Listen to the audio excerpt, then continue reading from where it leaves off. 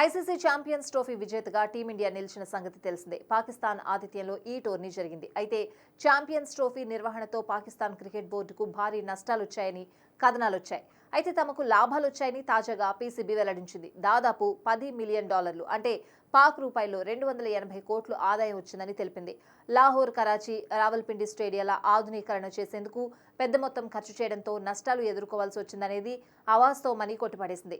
Pakistan cricket board అధికారిక ప్రతినిధి Amir Mir, chief financial officer Javed Murtaza ఖర్చులు, ఆదాయం విషయంలో తమకు ఎలాంటి ఇబ్బంది లేదని మీడియాకు వెల్లడించారు.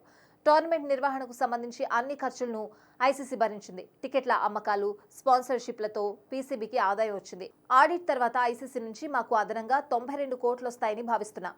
మేము అనుకున్న లక్ష్యాలను ఇప్పటికే అధిగమించాం. ఈ టోర్నీ నిర్వహణ ద్వారా అనుకున్న దానికంటే భారీగానే ఆదాయం మాకొచ్చింది. ప్రభుత్వానికి ట్యాక్స్ రూపంలోనే 1.20 కోట్లు చెల్లించాం. ఛాంపియన్స్ ట్రోఫీ నిర్వహణతో పీసీబీ ప్రపంచంలోనే 3వ ధనవంతమైన బోర్డుగా మారనుంది. కేవలం 4 నెలల్లోనే స్టేడియాల రెనోవేషన్ చేశాం. ఇక ప్లేయర్ల జీత భత్యాల్లో కోత విధింపు నిర్ణయాన్ని పీసీబీ చైర్మన్ వెనక్కి తీసుకున్నారు అని వెల్లడించారు.